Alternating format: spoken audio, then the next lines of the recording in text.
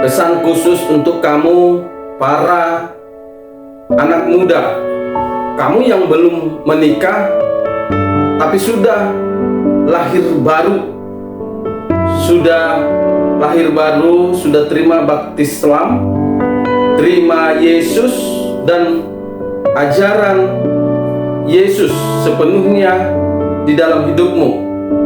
Jadi kamu yang sudah lahir baru, ya sudah dibaptis Islam, terima Yesus, ajaran Yesus sepenuhnya di dalam hidupmu, ya. Kamu yang sudah bebas dari ajaran-ajaran lain, ajaran nenek moyang dan penyembahan berhala. Ya, saya mau sampaikan, bertahanlah kamu wahai anak muda, jangan sampai jatuh kembali. Jangan sampai jatuh kembali dan terlibat kembali, ya, dengan hal-hal yang sudah saya sampaikan tadi, ya. Dan yang paling penting, ya, yang paling penting ketika engkau mencari pasangan hidupmu, ya, pendamping hidupmu, ya, carilah yang sefrekuensi. Cari pasanganmu, pendampingmu yang sudah lahir baru, ya, yang sudah bebas dari ajaran nenek moyang dan sudah bebas dari penyembahan berhala. Ya. Ingat firman Tuhan dalam 2 Korintus 6 ayat 14 ayat 16. 2 Korintus 6 ayat 14 sampai dengan 16. Mungkin ini sudah biasa didengar. Nah, saya mau bacakan.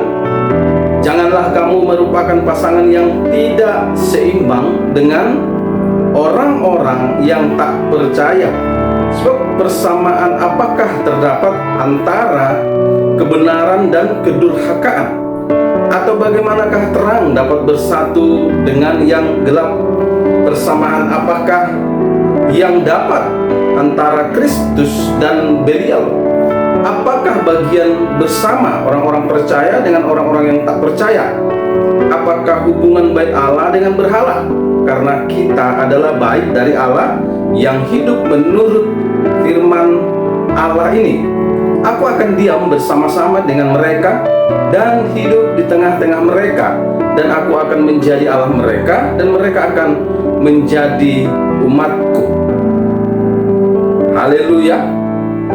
Jadi persamaan apakah yang terdapat antara terang dengan yang gelap? Enggak ada persamaannya, ya, yang ada itu perbedaan, ya. Jadi kalau kamu sudah percaya Yesus sepenuhnya, haleluya, dan kamu hidup menurut firman Allah, kamu sudah percaya kepada Allah, kepada Tuhan Yesus sepenuhnya, dan kamu hidup menurut firman-Nya, maka carilah pasanganmu juga yang percaya kepada Yesus, kepada Allah Bapa, dan hidup menurut firman-Nya. Jadi jangan cari pasangan yang hanya percaya.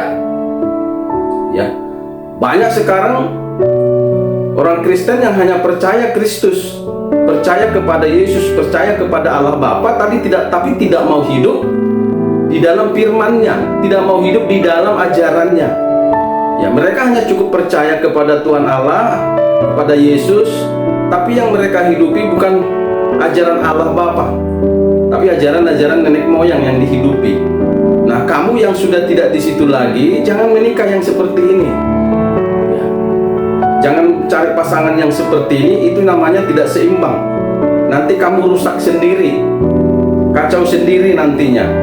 Ya, nanti kamu bisa terseret, ya, terseret lagi kepada hal-hal yang sudah kamu tinggalkan, ya, kepercayaan nenek moyang, ajaran nenek moyang, ya, penyembahan berhala, kamu akan terseret kembali. Dan ini sudah banyak kasus-kasus yang seperti ini yang kita tangani, ya, rumah tangga yang kacau, rusak, ya, karena dulunya salah satu pasangan rumah tangga ini dulunya semasa mudanya sudah sudah lahir baru, terima Yesus, bukan hanya percaya dan hidup di dalam firman Allah sepenuhnya selama masih anak muda, lalu ketemu dengan pasangan hidupnya yang hanya sebatas percaya Yesus, memang dia Kristen, tapi tidak hidup sepenuhnya di dalam firman, di dalam ajaran Tuhan. Ya. Namun karena cintanya, mungkin karena ada hal-hal tertentu yang dia lihat, lalu dia paksalah menikah dengan ini. Berjalannya waktu dalam pernikahan banyak hal yang terjadi. Karena apapun katanya yang sudah melanggar firman, yang sudah melanggar aturan Tuhan, pasti ada konsekuensinya. Nggak ada istilah nanti kan bertobatnya dia, nanti kan bisa saya bawa bertobat. Nggak ada jaminannya, belum tentu. Ya, banyak kasus yang seperti ini pada akhirnya bukannya pasangannya ini dibawa bertobat, justru dia yang kembali kepada dosa yang sama, ditarik oleh pasangannya, akhirnya rusak. Ya, jadi kamu anak muda, ya hati-hatilah. Kamu yang sudah lahir baru, dibaptis Islam, bertobat sungguh-sungguh, percaya kepada Yesus, lalu hidup di dalam firman-Nya, hidup di dalam ajarannya, ya bertahanlah sampai Tuhan yang memberikanmu pasangan yang sesuai. Atau kamu berdoa minta kepada Tuhan, Tuhan berikan aku pasangan yang daripada Tuhan, pasangan yang seimbang dengan saya, sefrekuensi dengan saya, supaya saya Tuhan tidak jatuh kembali kepada dosa masa lalu, penyembahan berhala, ajaran nenek moyang. Seperti itu ya, mending berdoa, sabar gitu. Tunggu waktunya Tuhan. Jangan karena terburu-buru akhirnya asal menikah. Amin anak muda. Ya, jadi tidak boleh. Ya makanya Tuhan melarang bangsa Israel untuk mengawinkan anak-anak mereka dengan anak-anak suku-suku yang tidak hidup dalam kebenaran, yang tidak hidup dalam firman, yang tidak hidup di dalam ajaran Tuhan, dan yang masih menyembah berhala, yang masih menyembah Allah lain di luar Allah Bapa, Yahweh Elohim Jehovah.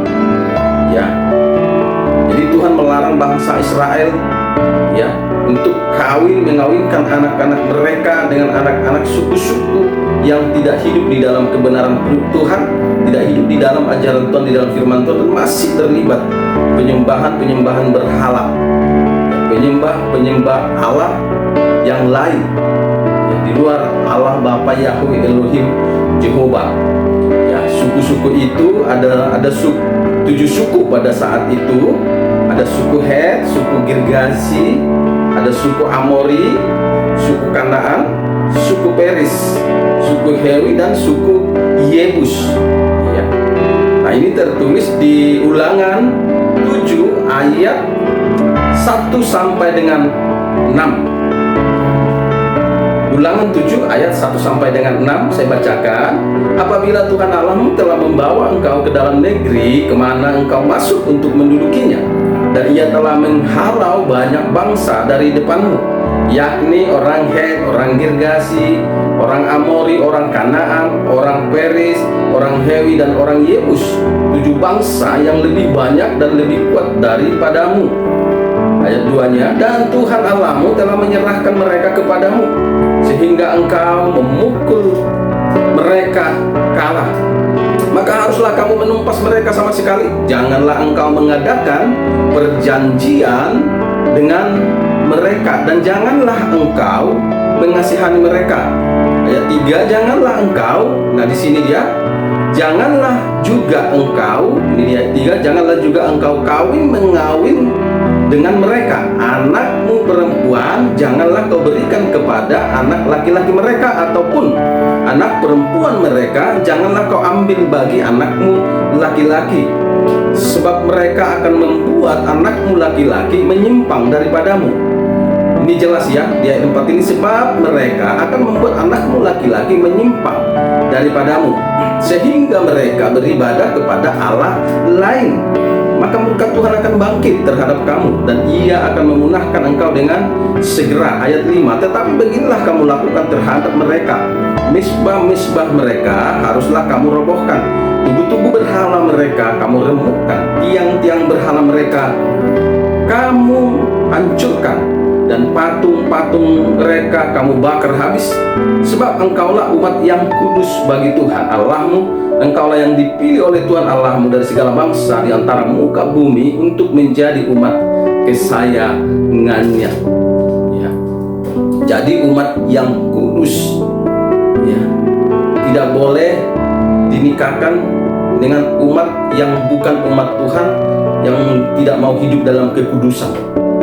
Ya, Tuhan melarang itu, nggak ada alasan. Nanti bisanya saya selamatkan, bisanya nanti saya begini begitu. Tidak, kamu bukan orang hebat. Ya, justru yang Tuhan jaga, justru kamu yang akan jatuh terseret. Dan sudah banyak kasus-kasus yang seperti ini. Ya, pada zaman Yosua juga Tuhan menyampaikan ini juga, ya, kepada bangsa Israel melalui Yosua, ya, supaya mereka juga jangan asal kawin, jangan saling mengawinkan dengan suku-suku yang belum percaya kepada Tuhan sepenuhnya dan belum hidup sepenuhnya di dalam kebenaran Tuhan, firman Tuhan, ajaran Tuhan. Nah, ini tertulis dalam Yosua 23 ayat 7. Ayat 7 nanti saya lompat ke ayat 12 sampai dengan 13, ya. Yosua 23 ayat 7, ayat 12, 13. Saya bacakan di sini. Dan supaya kamu jangan bergaul dengan bangsa-bangsa yang masih tinggal di antaramu itu, serta mengakui nama Allah mereka. Nama Allah mereka di sini tulisannya huruf kecil, maksudnya Allah lain, Allah di luar daripada Allah Abraham, Ishak, Yakub, Bapa Yahweh Elohim Jehovah. Dan bersumpah demi nama itu, dan beribadah atau sujud menyembah kepada mereka.